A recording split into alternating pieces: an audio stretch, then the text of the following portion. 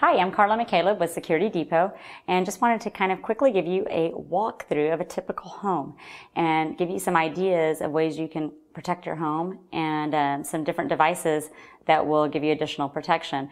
What we normally do when we walk a house with a homeowner is we draw a schematic of your house and give you entry points and different ways that intruders can get in, gain access to your home. And as I'm kind of going to give you a walkthrough as a typical walkthrough we would do in your home.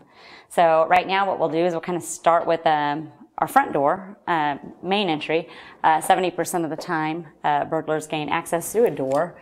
What we protect this with is what we call contact.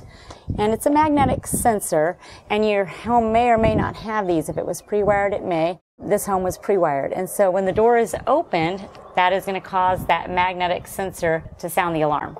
The next room we want to go over is a master bedroom. Most people have one of these in their homes, and basically the way you protect this room, for one thing, you start with your contacts. So your doors and your windows will have contacts. When a door or window is open, the alarm will be activated.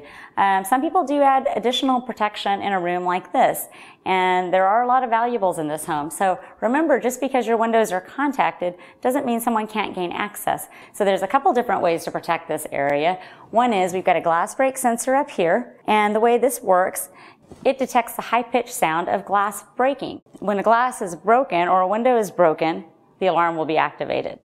Another way to protect this room is we have a motion sensor.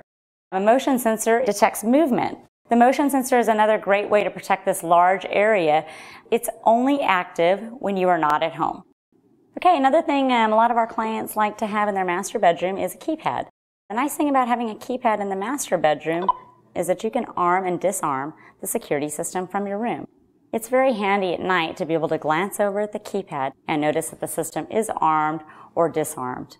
This is a child's room, and what we have in this room is similar protection. We've got our windows contacted, so when the window is raised, the alarm will be activated. We've also got a glass break in this room because if a window is broken, the intruder chooses not to raise it. Well, we want some extra protection there for our kiddos. The other thing we have in this room, and we have throughout the house, that I kind of want to review with you, is we've got some monitored smoke detectors. And I say monitored because the difference between these smoke detectors and your smoke detectors that are installed in your home by your builder or that you are purchasing down at the local hardware store are not monitored. The siren will be activated, but they won't notify anybody. This system is tied into your alarm. So what that means is when the fire alarm is activated, of course, we're going to dispatch the fire department. The code for requirements for smoke detectors is 1 per sleeping area. So we've got 1 in this bedroom, and then you're also required to have 1 in each hallway. If you've got a typical setup like this, and you've got 1, 2, 3 bedrooms and 1 hallway, you are required to purchase 4 smoke detectors. And of course, they are all monitored. Okay, another thing we can add in our kitchen area is we can add a heat sensor. A heat sensor will detect heat up to 135 degrees. It's ideal for a kitchen rather than a smoke detector because it does not pick up the chemical in the smoke, just the heat. And if we walk towards this way, I have another device that I use to integrate with my security system, and that's an IP camera. I have several of them, but this one in particular is pan and tilt, and I can use it to log in to my home. If the kids are here with a babysitter after school, I can log in and kind of see what's going on, make sure they're doing their homework.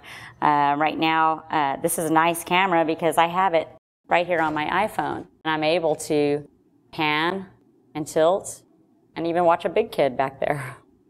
Final thing I want to talk to you about is wireless monitoring. Why and why most people choose to go with a wireless monitoring product. There's a couple different reasons. Number one reason we're finding is most homeowners are choosing to do away with the landline. Everybody's got mobiles. There's no reason to have a landline any longer. So they don't want to have their alarm monitored through a typical landline.